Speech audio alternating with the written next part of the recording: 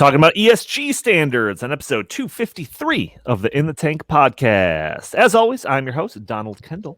And joining me today, I have Justin Haskins, editorial director here at the Heartland Institute. What's up, sir? I'm doing very well, Donald. How are you? Oh, fabulous. Wonderful, as always. Isaac Orr, policy fellow at the Center of the American Experiment. What's going on? Oh, dudes, I found this awesome new subreddit on Reddit called Love for Landlords, which is just like a big pro-landlord subreddit. It is hilarious. That is such like a niche subreddit. Like, seriously, is there like 10 people on it? No, there's like 17.4 thousand. It's a reaction to the super leftist anti-landlord Reddit called Landlord Love. Oh, it has a picture of Mao peeking over the top of it. Well, Reddit is basically owned and operated by China, so that makes sense. Jim Lakely, VP of the Heartland Institute. What's going on, sir? I'm doing great. I'm glad to hear that landlords are people too. That's, good for you, Isaac. I mean, we prefer the term people of land. Oh, okay. Yeah. Well, hey, I saw you know that new movie by Pete Davidson of Saturday Night Live, The King of Staten Island. Yeah. It was supposed to go in theaters, and now it's just been things. I watched it on Amazon Prime last night. I'm actually very surprised. My wife recommended it, and the trailer looked pretty good. The trailer actually is funny, and the movie itself is funny. Judd Apatow film. So I am now experiencing the future of watching first-run movies, which is paying $20 to Amazon. I recommend it. Yeah, I mean, is that seriously going to be like the new thing? Like, are movie theaters over? Like, no. I've seen increasingly these movies that are supposed to come out this year being pushed off. Tenet, which is the new Christopher Nolan movie, Tenet. That's like this big, $200 million budget movie. And is it just the guy paying rent to his landlord on time? Oh my God. I'd watch that. We're going to have to cancel I would watch that. Thrilling drama. I think that's what it is. I think that's what it is. But so that was supposed to come out later this year, and now it's been delayed indefinitely, not because of further potential restrictions because of COVID in the United States, but because China, in an effort to increase their box office yields, have and potentially slow down coronavirus second wave in China, they have initiated a restriction that they will only play movies in their theaters that are less than 2 hours long. And obviously, Christopher Nolan's movies, he goes a little long in the tooth for his. So I don't know. It just seems like it's going to be a long time before we're going to the movie theaters to watch another Marvel garbage. Well, and China is communist, and they hate the concept of private property, which, landlords, tenant relationship right there. Oh my gosh! What's the justification? You said the hour there. I guess you can't spend more than 2 hours in a movie theater because why? Because 2 hours and 1 minute, you get COVID. Right. I mean, COVID has a stopwatch, and it knows this is our time to release ourselves. They actually they put it up on the screen, on the big screen. It's like a countdown clock. And once it hits 2 hours, you're dead. Yeah, that's it. You get COVID. I mean, it doesn't make any sense. I was watching a video by a guy named Dave Cullen from Ireland, who agrees with us on a lot of stuff. He's a man of the right. Very interesting channel on YouTube. Actually, you should check it out after watching this and subscribing to Heartland's YouTube channel. It's called Computing Forever is the name of his channel, and he talked about the restrictions in Ireland with pubs, and you could stay in a pub for 102 minutes. And then you had to leave. And it was the same kind of justification. Like, wait a minute, at 103 minutes, you're in grave danger of dying from COVID, but at 102 minutes, you're totally fine. And that's cool. What happens if you leave? Can you leave? Can you go outside, have a cigarette, come back inside, and then does the clock start again? Can I have another 103 minutes in the pub? I mean, this is what drives me crazy about all this COVID stuff, is that none of these restrictions seem to have any relation to science or logic or common sense or anything. They're just completely arbitrary. And it should be frustrating to everybody that you can't go to a movie theater. You can go to a movie theater, but you can only be in there for 1 hour and 59 minutes, and then you got to leave. It doesn't make any sense. I mean, that's China, so granted, that's China. But hold on, wait a minute. Did we talk about Cuomo chips yet? No. Did we talk about those? Do you guys know what those are? They sound like a very unappetizing side for your lunch. In New York, they passed some stupid law that said that basically you couldn't the bars couldn't be open if all they did was sell, or they couldn't be open for a certain period of time or something unless they sold food. So what they did was all these bars started offering food, but what they would do is they would offer like this tiny little portions and they would sell it for like $1. Yeah. That way, essentially, you're just going to the bar and you're buying like a handful of chips. So they started calling them Cuomo chips. Yeah. After Andrew Cuomo, right? So now New York is cracking down on that. And now they're saying, we don't want you guys just selling these tiny little things. Now you have to sell a substantial amount of food. They want to change the law. So you have to sell more food. But again, apparently it's like, okay, you're safe if you go to the bar and you're eating a hamburger. But if you go to the bar and you're just drinking alcohol, then that doesn't work. So you can drink and eat, but you can't. Aren't you staying? Isn't it possible that you'd be staying at the bar longer if you're also eating food? Like, how does Sure, but you'd get less drunk drunk if you're eating food, right? Because if you're drinking on an empty stomach, Yeah, but maybe you're making worse decisions. Like what? Like what? Like making out with people? Like Yeah, how is this going to affect COVID? Wouldn't food, like the handling of food, wouldn't that make it more likely? You think you're actually eating food? That, to me, yeah, but when's the last time you risk. ate a giant cheeseburger and was like, oh, I need to go make out with somebody? That's You're a like, fair no, point. I need a nap. That's Maybe a if fair all the point. food has a lot of garlic in it, that way it would discourage any close-up speaking or talking. Yeah. Maybe there should be a garlic rule for the beer. Look, garlic-free alcoholic beverages. But Justin, you're right. This is all arbitrary. It doesn't make any sense. And actually, when is somebody in New York going to say, by what justification can you just make these rules up as you go along? By what authority will you enforce me as a pub owner that I have to make quote unquote substantial meals for people? How is that defined? And by what authority do you make me do that? Has there been a law passed? Has there been any discussion about any of this? Of course not. Governor Cuomo just decides things. In fact, I saw he had a tweet thread the other day where he says, just to be clear, something like this, just to be clear, you're allowed to eat outside, but you're not allowed to consume alcoholic beverages outside. In other words, out on a street, on a table on the street. What do you mean? I mean, by what authority do you say that? I mean, why can't people do that? What the hell do you care? I mean, the fact that people put up with this stuff, there seems to be very little pushback on this from the people of New York, or the people here in Illinois, for that matter, for all of this stuff. It's just amazing to me that people are just saying, oh, okay, well, I guess if the governor says so, I guess I'll do that. That's nuts. Yeah, so there's like a couple of things going on. One, with Justin's point with the Cuomo chips, I've seen little menus that have been put out there where it's like one grape. You pay 50 cents and you get one grape. Whoa, and then, that's a lot for a grape. And then like a cheese puff, like 10 cents, you get a cheese puff. And that's how we get around this stupid rule. But the thing that I've been having, so my sister, she is a barber, and she is like really concerned that Illinois is going to go back a stage, and we're going to go back to phase 3, and then we're going to reclose down all of these, businesses. And I was talking to her, and I was saying, like, I really think that this is driven by the national headline that numbers in the United States are going up. But if you really look at the numbers, like, essentially that's all being driven by like 3 states. California, Florida, and Texas, primarily. Everyone else is pretty much just kind of, flatlined when it comes to cases. And New York is a perfect example. So New York had a humongous spike back in April and May, and then it bottomed out at the end of May, and there hasn't been an increase in cases. Not significant at all. People are crediting Cuomo's handling of coronavirus for that, though.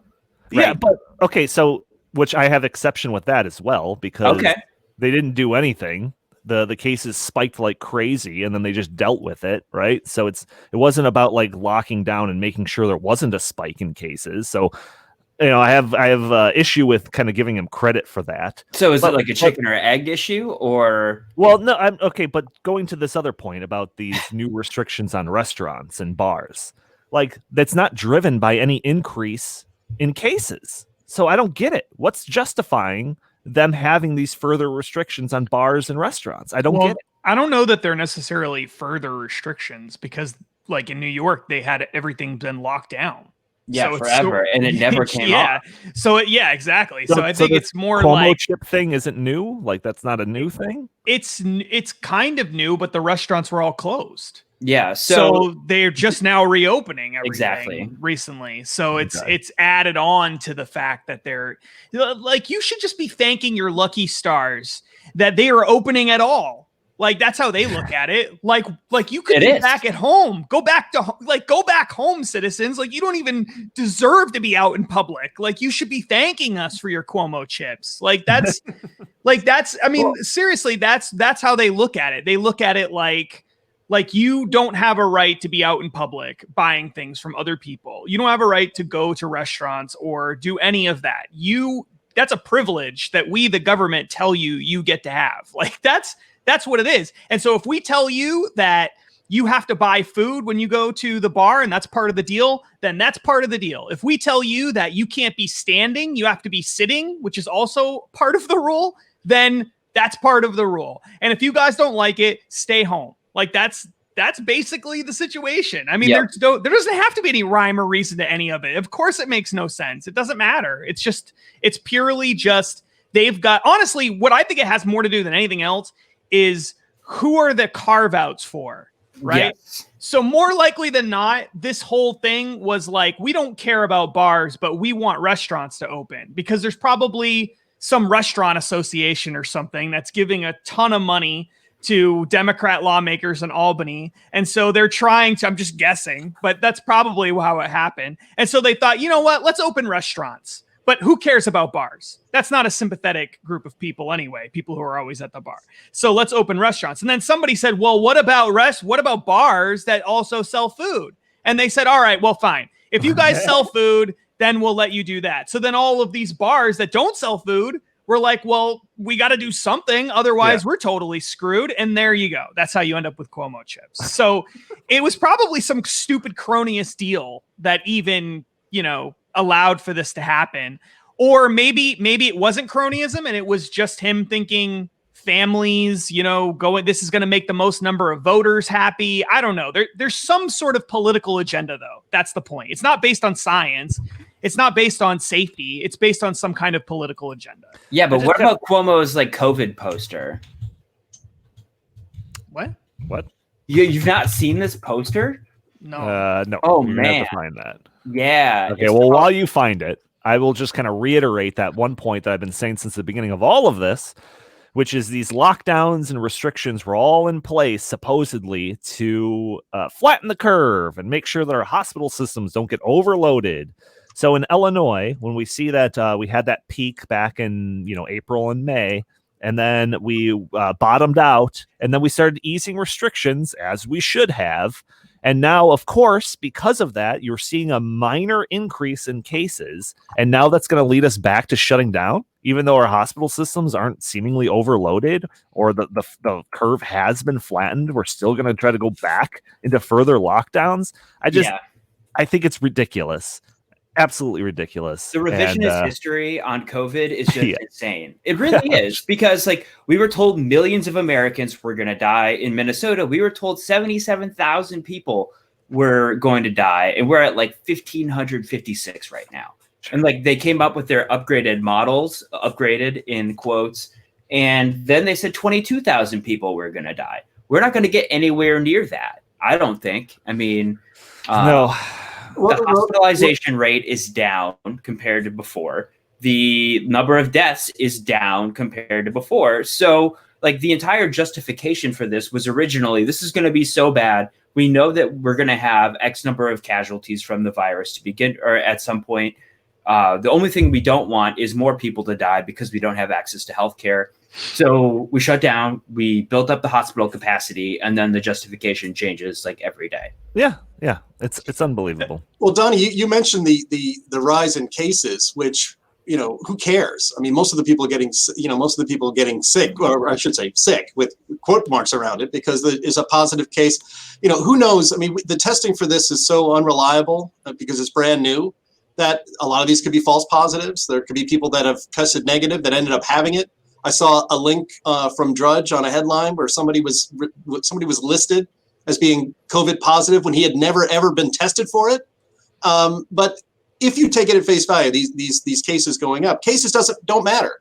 In fact, the real news here is that cases are skyrocketing while the death rate continues to go down. Right. That is the good news. But all the media reports on are the cases because it feeds into the narrative of panic for the United States. And it gives justification for tyrants like Cuomo and Commissar Pritzker here in Illinois to just do whatever they want and set rules and tell businesses when they can open and when they can't, how many people can be in there and how many can't. And then obviously, we have another Heartlander here in the office. We have kind of a little bet going on, kind of what the over-under is for when Governor Pritzker decides to roll us back to phase 2 or whatever it is, that basically full lockdown again. He put the over-under on Labor Day. Will we be shut down again before Labor Day or after Labor Day? With the assumption that we probably will be shut down, period. It's just a matter of when. And I'm taking the over on these cases justifications. When these are healthy people, most of them have no symptoms. The case numbers don't matter. What matters is the death rate, and the death rate continues to go down, which is fantastic news. And it will continue to go down because our treatments are getting better for it. And even that's suspect, in all of the reporting of like a person being in like a motorcycle accident. And, but they might have had COVID. So we'll count that as a COVID death. So even that number is suspect too. But yeah, and just logically, I look at the numbers almost on a daily basis, and there's nothing there to me that would justify bringing us back a phase. But, you can't expect the government to act logically, especially in Illinois here. So speaking of illogical, I'll take the over on that. Have you seen that? You guys got to show that poster. Andy, bring that poster up. This poster is unbelievable. Can you zoom in? I have not seen this. That looks like a petrified pile of poop. Zoom in. Is that? This is amazing. Smart, united, disciplined, loving. Wake up, America. Forget the politics. Get smart. This is real. This is from their actual This is so real. This is real. So what is actually being shown? shown Sitting on the moon who looks like Donald Trump. Is that Trump? I don't know. Scroll down. It gets creepier. There's out of this world. There's our fearless leaders there sitting there in the New York leads that I don't know. What is that? Like a bake sale table or something. Yeah. That they're all sitting at. New York State leads again in deaths per capita and cases per capita. Congratulations. Right. So this big giant pile thing here is supposed to be the spike in cases, I think. Yeah, right. For sure. Look at the crowd in the left corner there. Isn't that nice? What's going on over there? I just don't understand. So it says winds of fear. He's blowing the winds of fear away or toward the mountain, toward the mountain, I guess, which makes no sense. This is the weirdest, creepiest thing ever. What car is that? Yeah, this is on the official NewYork.gov website. Is this you can buy it? You can buy it. I don't get it, because when Fauci first came up on the scene and he was talking about the idea of flattening the curve, he showed two charts. One that had a big, hill or curve, a real sharp spike and then down. And then next, and that's what we don't want. And then next to that was a big prolonged flatter curve. And that's what we do want. So now New York, which their cases look like that first spike, that's good. And then the curve that looks like what Texas is going through now, that's that long, prolonged, flatter one, that's bad? It's just I don't get it. It's the opposite of what they were telling us at the onset of all of this. Makes no sense. This is yeah. Without question. All right, so I went to the website to buy this poster. Yeah. And there's a description of it in it. This is so good. This is written. This description is written by Governor Andrew Cuomo. All right, here it is. New York tough poster. I love history. I love poster art. Poster art is something they did in the early 1900s, late 1800s, when they had to communicate their whole platform on one piece of paper. Over the past few years, I've done my own posters that capture that feeling. I did a new one for what we went through with COVID. And I think the general shape is familiar to you. We went up the mountain. We curved the mountain. We came down the other side. And these are little telltale signs that, to me, represent what was going on. Andrew Cuomo, This is his crafty poster. Did he draw this? He made this poster. That's what the description is. And he's selling it for $11.50, people. Justin, you forgot the beginning of that letter where he says, "Dear Diary." Yeah. Link in the show notes, folks. It's so weird. Like, this is the weirdest thing. If you're listening to us right now and not seeing us, you need to go find this poster. Just type in like Andrew Cuomo poster in Google or whatever and find this poster, because it is truly the most messed up thing I've ever seen. Ever. This is so incredible. He quotes himself at the top. Wake up, America. Forget the politics. Get smart. That's a quote from Governor Andrew Cuomo. Get smart, America. Send COVID patients to nursing homes and rack up the number of deaths in your... Yeah, no kidding. He has a drawing of Donald Trump sitting on the moon, and beneath it says, "It's just the flu," in very light lettering. That's my God. This is the weirdest thing I've ever seen. This is super weird. Justin, I'm not going to let you expense that to Heartland, by the way. That's on your own dime if you want to buy that poster.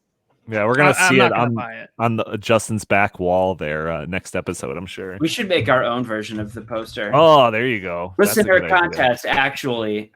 So winner of the spoof New York Tough poster gets a free one-on-one session for 10 minutes with Jim Lakely.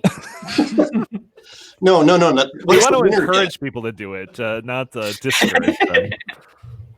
I don't think any of us draw bad enough to make a poster like that. I don't have the imagination to make a poster like that. So I wasn't planning on talking about COVID at all today during this episode. We kind of just got off on a little tangent here. We've been good about it. We haven't talked about it in like a month now. So I guess we were expecting the valve to kind of break at some point. So there it was. Hopefully it's not a topic that we have to constantly talk about in the next couple of months, but we will see. We did get a nice letter, though. This is directed to the president of the Heartland Institute. Isaac Orr.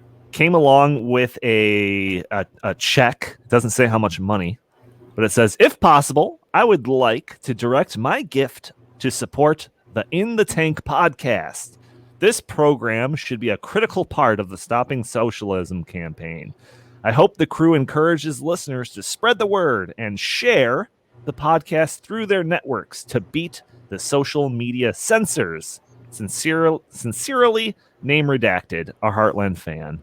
So, boom. By name redacted, we mean Jim Lakely. I wrote it left-handed so that nobody would know it was me, but I guess Donnie stuffed me out on that one. So Jim, who actually got the check, he claims that it was for like, $5. I bet it was more than that. It was more than $5. I'll say that. Hopefully he's not pocketing the other. It enough money to buy that Andrew Cuomo poster? Yeah. Because if it was, it probably that's how we're going to invest it. Yeah. Well, no, I think we should. We take stewardship of donations to Heartland very seriously, and I cannot abide frivolous spending like that. So, but it's to the In the Tank podcast specifically, so we get to redirect. By definition, that's frivolous. I'm sorry, but if you're giving money, to this podcast, then you're not spending your money wisely, unfortunately. Whoa, Justin, that'll be a very nice pizza party for us. COVID is over. That's a good point. So I want to do what Mr. Redacted here says and encourage our listeners to spread this. If you're listening to this, you could share it on your social media. Try to get the word to as many people as possible. Google's not doing us any favors, so it's got to be viewers and listeners like you that spreads this to people that you think would be interested in our random 20-minute rant about a Cuomo poster that he drew himself. So if you got people that are interested in that type of stuff, send our podcast over their way. We need your help to really get our views and listens up. Also, if you'd like to email us, this is going to sound like the end of the podcast. It's not, but I usually save this for the end. But I'll say it right up front because we're talking about all this stuff. If you want to send us letters, suggestions, questions, stuff like that, feel free to email us at inthetankpodcast@gmail.com. But we've already spent like half the episode not getting into the topic at hand, and I know that I'm going to get some type of comment that's like, get to talking about ESG standards, way too much opening chit-chat. So we should probably get to that. No, those people don't have a say in this show. This is our show. We'll do it live. That's right. That's right, Billo. No, I think we should talk about ESG. This is a concept that I think is going to get increasingly more news. It's going to be out there more headlines. So we should kind of talk about it sooner rather than later. I actually wanted to feature this on a podcast like 2 weeks ago, and we just never got to it. But there was a recent article that kind of caught my attention that perfectly ties into this. So I thought that I would use that as a nice little leaping off point. So there is apparently this is an article, I think, from Forbes titled "Major Investors to Fed Act on Climate Change or Face Disastrous Economic Consequences." So the article starts off saying a bipartisan group of 72 public and private sector leaders, including 40 investors with nearly $1 trillion in assets, sent a letter to the Federal Reserve Chairman, Jerome Powell, Tuesday calling for the Fed to take action on climate change, noting that the climate crisis poses a systematic threat to financial markets and the real economy, with potential for disastrous impacts, the likes of which we haven't seen before. So the signatories say that Powell has a responsibility to act on the climate crisis right now and guide our transition to a net zero future. Similar letters were sent to Powell were sent to the Office of the Comptroller of the Currency, the FDIC, the SEC, the Commodities Future Trading Commission, the Federal Insurance Office, Federal Housing Agent, pretty much all of these different alphabet organizations of the government. Letters signatories included environmental nonprofits like the Sierra Club, along with State Treasurer's Office from Maryland and Illinois, major investment and pension funds, et cetera, et cetera, et cetera.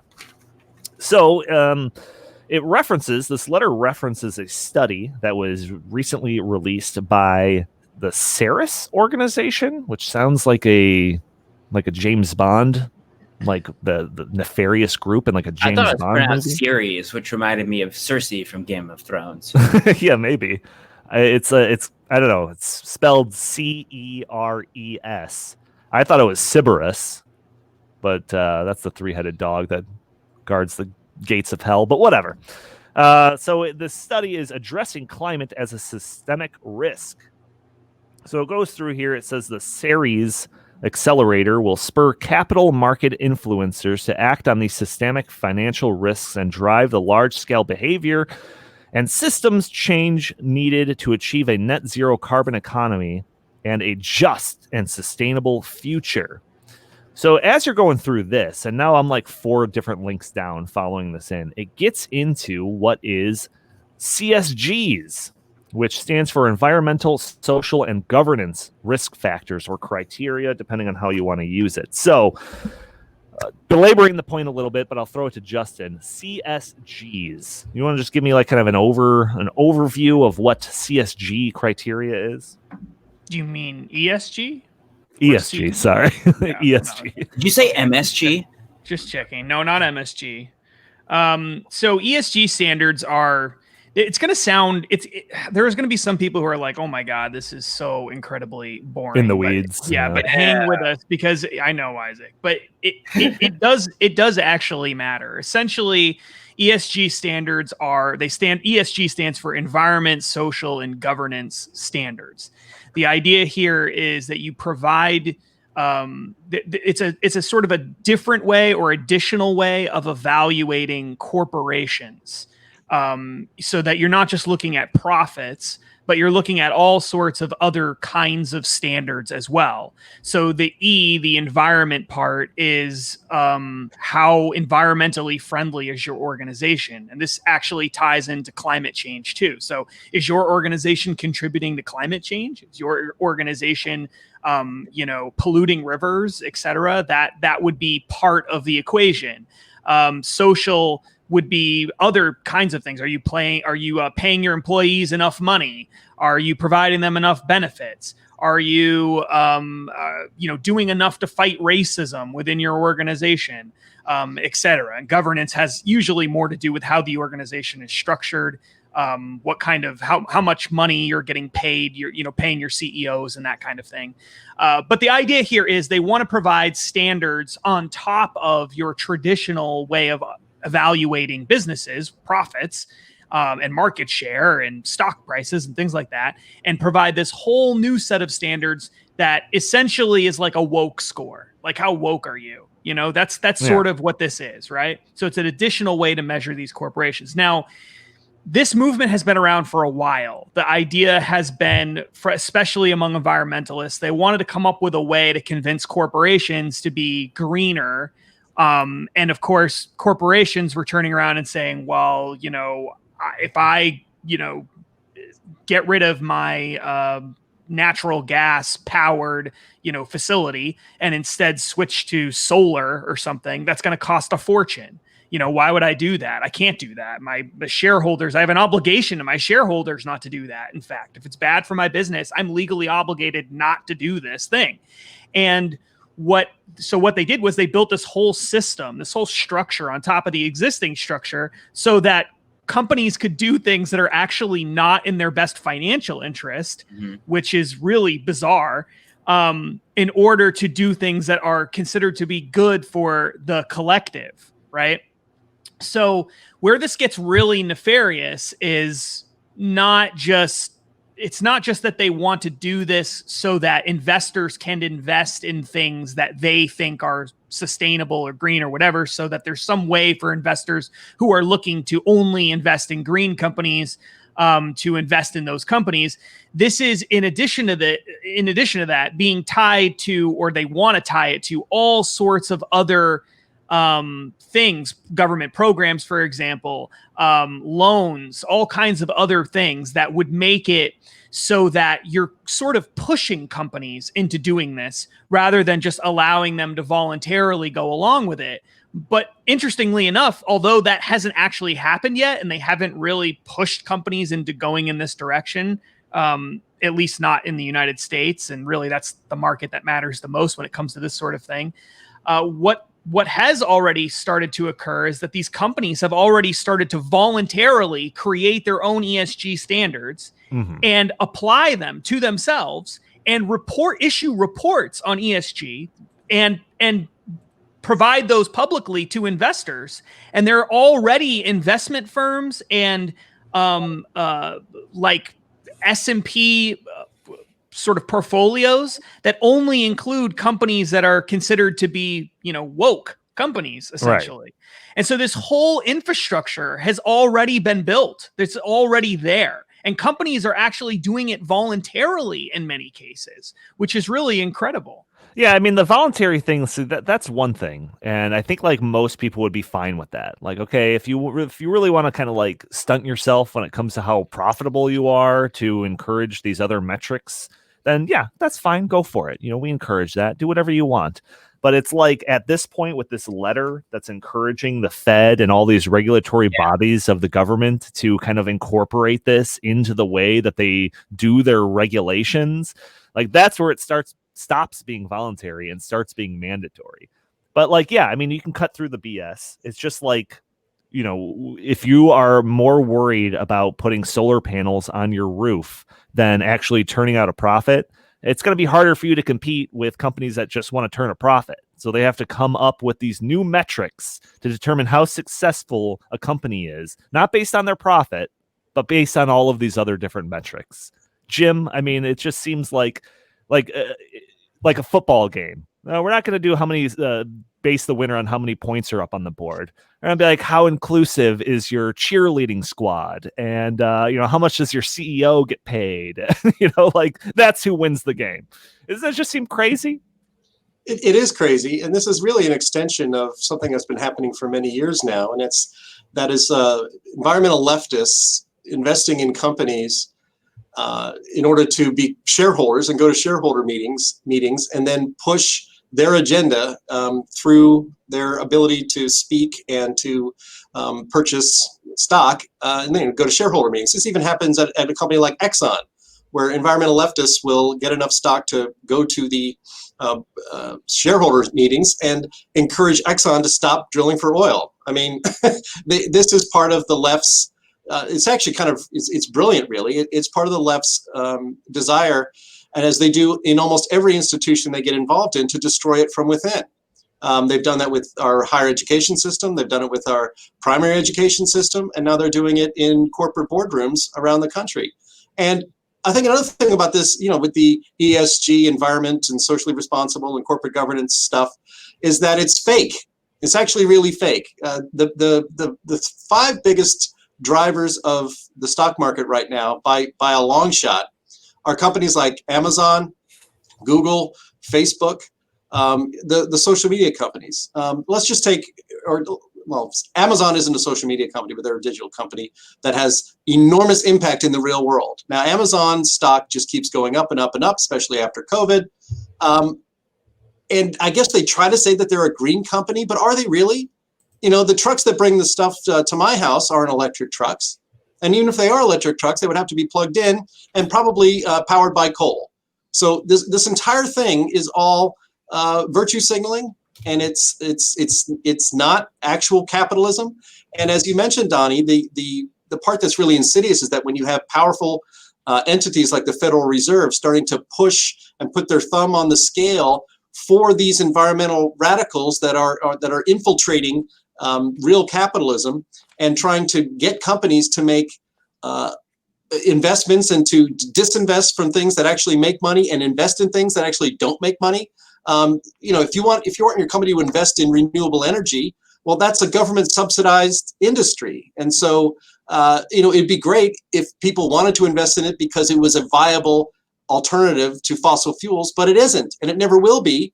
Not in any time in the very near future. It's not a good investment, but the government is invested in it, meaning we have involuntarily through our taxes, just so that these people can virtue signal. And that's what you think it is on the surface, but it really is a long-term goal to bring down anything and any company that doesn't adhere to the leftist mantra on things. And if you think about a lot of universities, at a lot of universities, students will organize, professional leftists will organize ignorant students to agitate for their schools to disinvest from things like fossil fuels.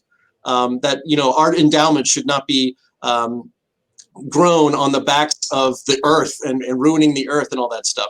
That's been happening for a very long time. And so you think this is a generational thing. I found this interesting in one of the links you shared with me, Donnie. There was another link that showed, you would think millennials would really be on board with this ESG stuff. Well, guess what? They're not. A study by the USB group AG suggests that high net worth millennial investors have relatively little interest in ESG and other varieties of quote unquote socially responsible investing per se, preferring the more traditional model of maximizing their market returns and supporting their chosen social causes through direct philanthropy. That's the way it's supposed to work. You're supposed to make your money in the real world and then use those profits to advance your own social causes voluntarily, your own way. Like everything else with the left, they are not interested in people voluntarily joining their agenda. They are chiefly interested in forcing people to join their agenda by making it impossible to do otherwise. Isaac, you were jumping in there? Oh, I was going to say, yeah, but you're really self-selecting when you say high net worth millennials, because those are the people that already understand how economics work. So I guess that was my only criticism of that. Yeah. Well, kind of going back to the whole mandatory versus voluntary thing, because this did start off as a voluntary. If companies wanted to kind of report to this type of information, so that other investment firms that are also voluntarily looking at these criterias will invest money in that. That's great. Whatever, do whatever you want. But this letter that's from that group of people that signed on to this, to the Federal Reserve and the SEC, there are things in here, suggestions.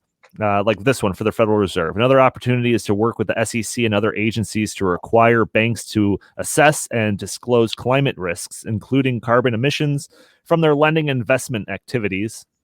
With the SEC, one of the things here suggests issuing rules mandating corporate climate risk disclosure. So it's basically setting the foundation for this information to be basically legally, you have to report on it. So it's setting the groundwork for this thing to be increasingly more mandatory. But I guess, Isaac, maybe you can elaborate on this part. It really, to me, seems like, and maybe this is an analogy that people can like further wrap their heads around this, is like in China when we talked about the social credit scores and how based on your activities and how you interact with society, you're given a score. And depending on that score, you are privy to different, social programs or housing or whatever. This is like a social credit score for businesses. So, I mean, just the implications of that seem pretty crazy. I don't know. What are your thoughts generally on all this, Isaac?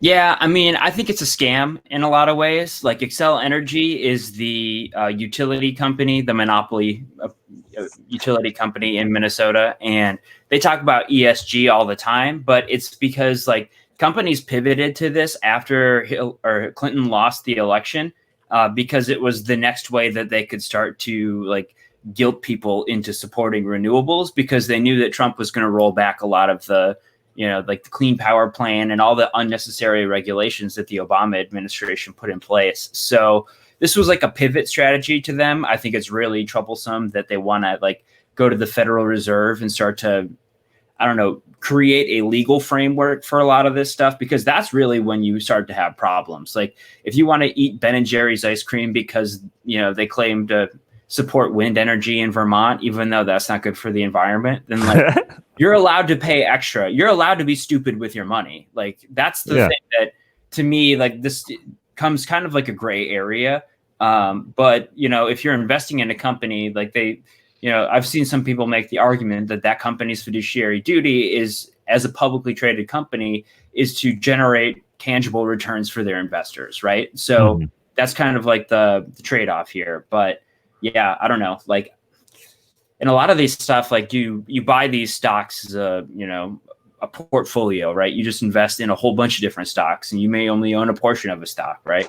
I don't really know how any of that works. It's kind of a black box to me from like my 401k. But no, but honestly, like I would prefer to not have to do ESG companies, right? Like if I could just say like, nope, just give me the best return. Like, yeah, right. Do. Yeah, exactly. So Justin and I have been looking into this over the last couple of weeks because it kind of ties into our other thing that we've got going on, which is the Stopping Socialism project, stoppingsocialism.com, Stopping Socialism TV on YouTube.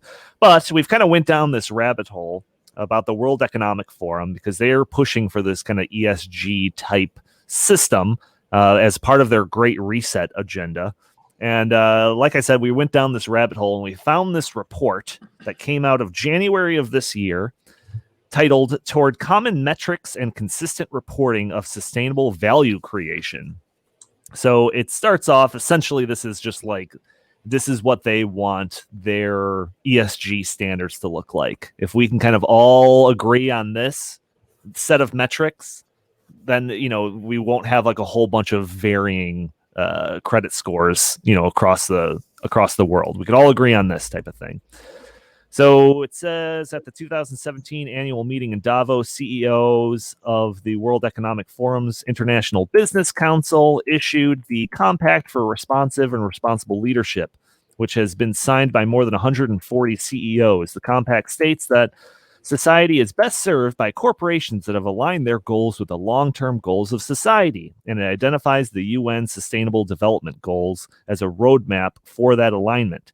This report proposes a common core set of metrics and recommended disclosures that the IBC members could use to align their mainstream reporting, and in doing so reduce fragmentation and encourage faster progress towards a systematic solution, perhaps to include a generally accepted international accounting standard, right? So we want this to be the international standard of it.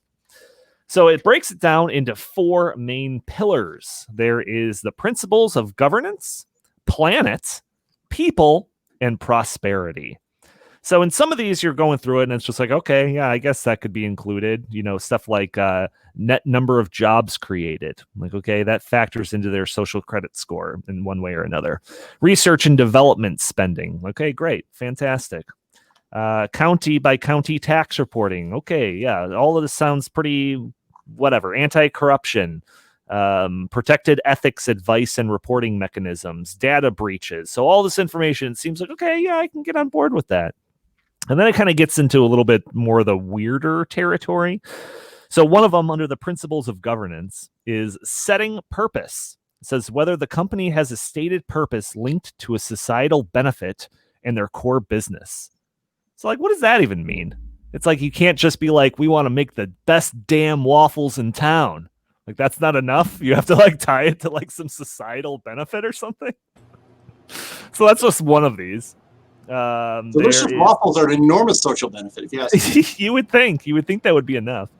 Board composition. It says composition of the highest governing body by its committees, and it says gender, membership of underrepresented social groups, competencies related to economic, environmental, and social topics, stakeholder representation. So again, that's how, we want to judge our companies, not by how good they're doing and all the profit that they're turning out, by whether or not their governing body has the right number of men and women in it, and whether or not those people know about environmental topics. So that's a good one. And then, as you would expect under like the planet category, they've got greenhouse gas emissions. You have to estimate and report the upstream and downstream emissions where material. Disclose strategy and metrics targets as well, including whether the company has committed to set a science-based target in line with a net zero, carbon emissions by 2050. Land use, water use. In the people section under the subsection dignity and equality, they have gender gap equality, diversity and inclusion, percentage of employees per employee category by age group, gender, and other indicators of diversity. So all of these things that are on here, and I'll link this in the show notes, these are how we're going to judge a company, not by how successful it is and how much money it's producing and profit. It's by, the gender pay equality. So Justin, we are both looking through these. Some of these standards are kind of crazy.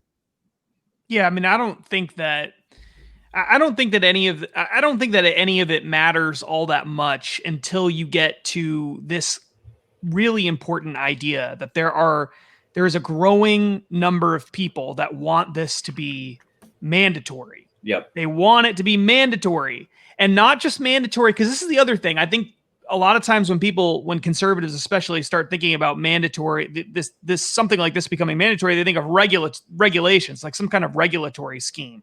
And that's what this letter that Donnie was talking about earlier, that's what that wants to do, right? It wants to get the SEC and other regulatory bodies to make this sort of thing a mandatory way of evaluating companies, or some degree of it being mandatory. But that's actually not the thing that I'm most concerned about.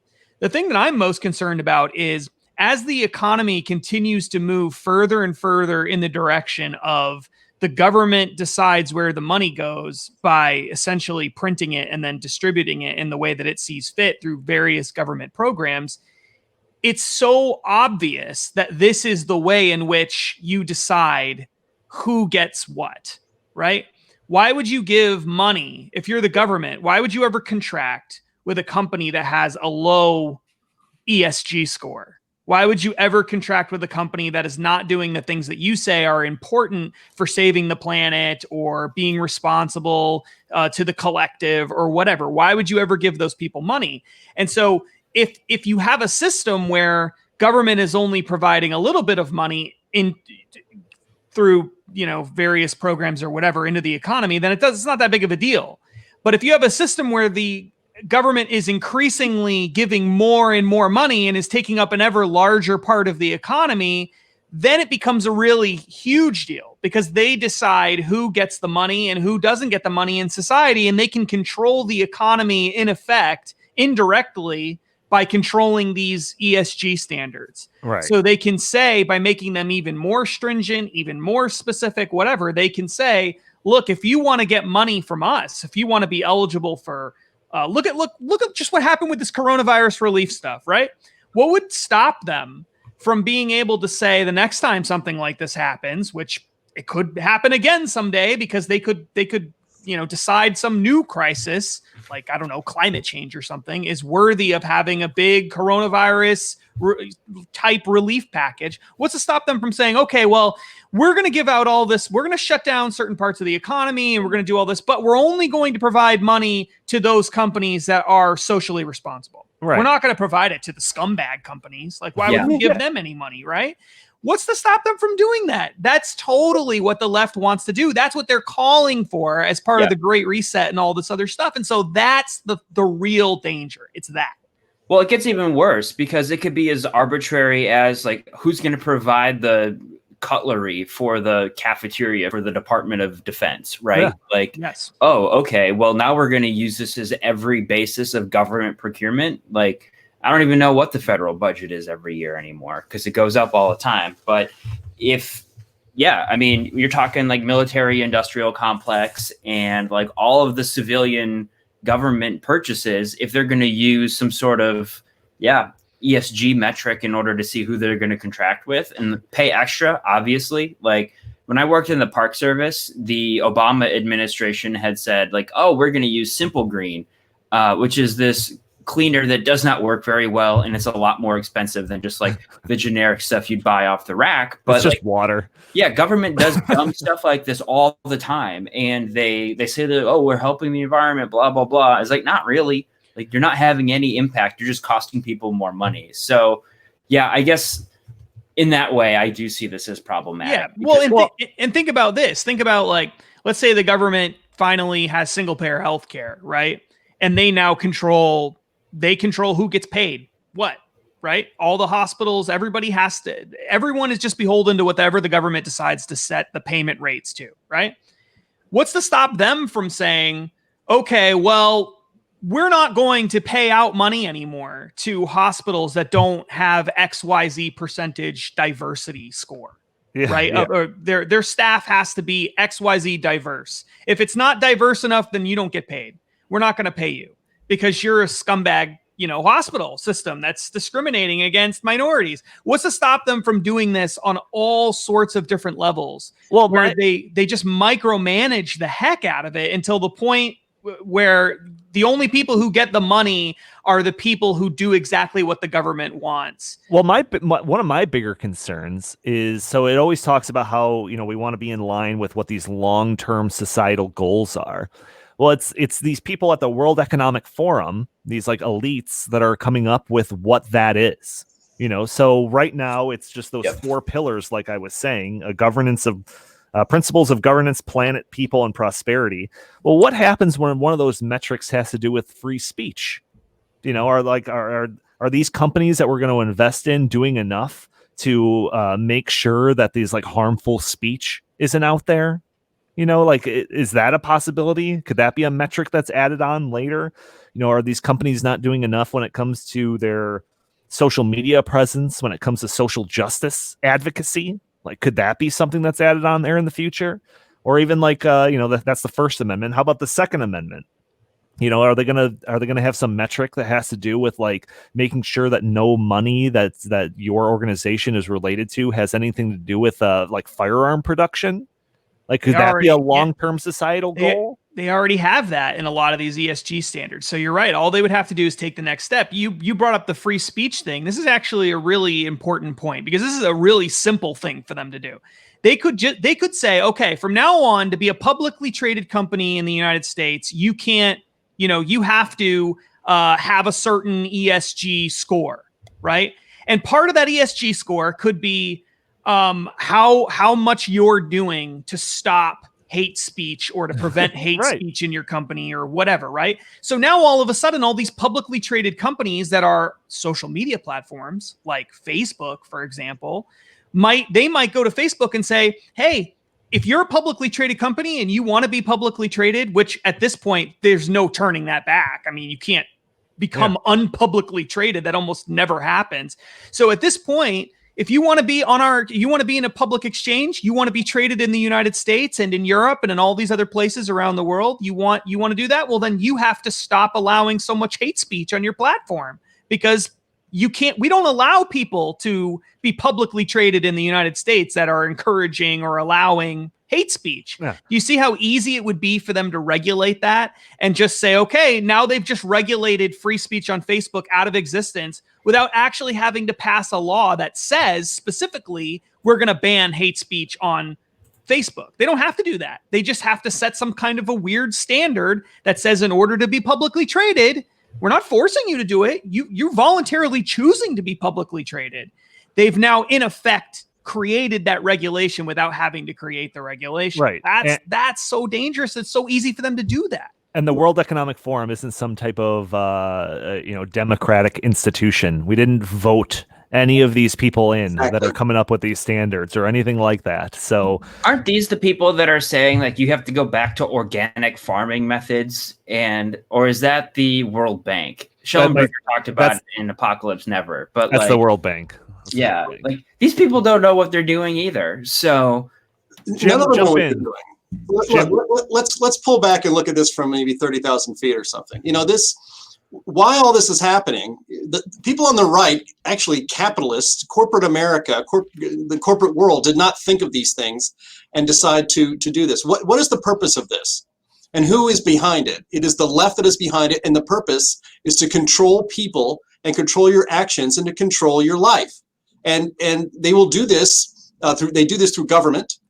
We see that now with COVID. If you just want to, we can go around the circle on that. These governors are controlling your life because they have the power to do it and they want to. The left is now infiltrated corporate America. Let's just leave it in America for now, to control corporations and, through extension, control you. Controlling the government isn't enough for them anymore. Now they need to control our corporations and our companies and capitalism now. They want to control capitalism. A company's only, as you mentioned, Isaac, it's a basic rule that a corporation has a fiduciary duty to its shareholders to maximize profits, because that is why these people have invested in these companies. People can choose to invest in companies that they feel morally comfortable investing in, and they can avoid those companies that they don't. But the idea here is control, and it's not as if these corporations and companies are just running amok with no regulations or no justifications, raping and pillaging the earth and not doing things responsibly. There are regulations in place. There are environmental crimes you can actually commit, like putting waste into rivers instead of taking care of it correctly. That's how you handle these things. That's how you enforce responsible corporate behavior. But that isn't enough for these people, because actually they're not interested in necessarily keeping the rivers clean, or stopping blood diamonds, for instance, from being mined, or for that matter, from cobalt and other so-called green minerals that are necessary for the green revolution that the Green New Deal has in mind for us. They don't care about the child labor happening in Africa to get these minerals out of the ground. They care about exerting their pressure and their influence over corporate America, so that decisions are no longer made for the good of society as a whole, as expressed through the free market, as expressed through attracting investors for your business, as expressed through growing your business and making more prosperity for the entire world. That's not what they're interested in. They're interested in leveraging these corporations to advance their agenda, so that there is no more choice anymore. So that people can't actually invest where they want. That companies actually are not interested in doing what's best for the people that are their customers, and for advancing prosperity. Their mission will now be to advance leftist aims. And once they've captured government, once they capture the corporation, what do you have? You have actual fascism. That's what you have. And you don't have a free market capitalist system anymore. Yeah. So two things. One is, it might seem like it might seem almost too broad, the idea that, like, okay, well, it's judging it based on all of these factors, but isn't that better than just judging it based on just profit? But like if you drill down into that a little bit, it's basically trying to replace the economy being driven by the individual, like the consumer, voluntarily using their money to buy products that they want. And instead of having the economy being controlled by the individual, it's now being controlled by like this collective. And not the collective in the utopian sense, a collective of these World Economic Forum global elites that are trying to dictate the way that the economy goes. And then, and society. And then the other thing, and I'll leave it off on this because we're running out of time here, but like this is a backdoor way to be able to control society and the economy without having to literally own the means of production. So I'm just going to leave it at that. And that's how it ties in. The more astute viewers will understand what I'm talking about there. But that's how it ties into our Stopping Socialism program that we're doing here at the Heartland Institute. Gentlemen, we are out of time. Any last words of wisdom, jokes that you want to get off your chest, anything like that before we sign off for the week? The left is not interested in persuasion. They are always aiming to exert force. Oh, that's a great joke, Jim. We'll leave it at that. Audience, thank you for tuning in to this week's episode of the In the Tank podcast. Join us every Friday for a new episode. If you like our show, please subscribe, rate, or review for us on iTunes. That would be greatly appreciated. You could also find us on SoundCloud, Stitcher, YouTube, pretty much everything nowadays. If you'd like, you can follow us on socialist Twitter at In the Tank Pod. If you want to send us your comments, questions, suggestions, feel free to email us at inthetankpodcast@gmail.com. Justin, where can the fine people find you? On socialist Twitter at Justin T. Haskins, and also on Facebook at Justin T. Haskins, and also on Parler at Justin T. Haskins, although I'm really not on Parler, so you have to go to Socialist Facebook still. Sorry. I mean, I'm there, but I'm not really present. You know what I'm saying? So the people who really want to hear from me are going to have to continue going to Socialist Facebook, unfortunately. Isaac Orr, same question. Jay Lakely at the Heartland Inst. And at the fracking guy. Jim just Lakely, kidding. where can the fine people find you? At Jay Lakely on Twitter. At Heartland Inst on Twitter, although I think I just heard that somewhere. Also, go to heartland.org to keep up with all we're doing. All right. Thank you all for tuning in, and we will talk to you next week.